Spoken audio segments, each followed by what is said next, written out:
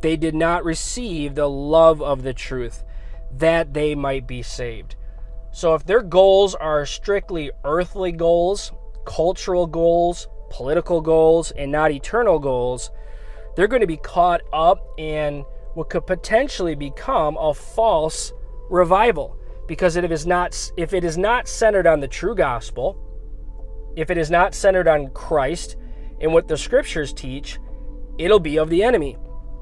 And then it goes on to say, and for this reason, God will send them strong delusion, that they should believe the lie, that all may be condemned who did not believe the truth, but had pleasure in unrighteousness.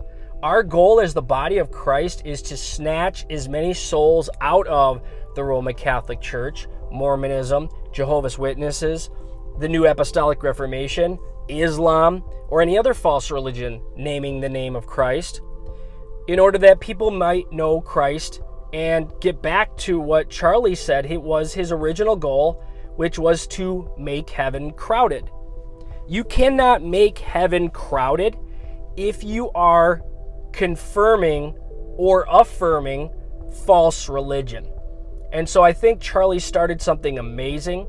Now we see Erica taking over. We need to be in prayer for her, that God gives her wisdom to know the right direction to take, because they are at a fork in the road. They could take a left turn and go the way of ecumenical and unity and compromise, which will ultimately lead to the harlot church, the false dominant church, false revival, false Jesus, false gospel, lying signs and wonders. Or she could take a right turn and say, you know what, I'm not going to compromise. We're going to preach the gospel. We're going to unify under biblical truth, under the real gospel, the real Jesus, the Jesus of the scriptures.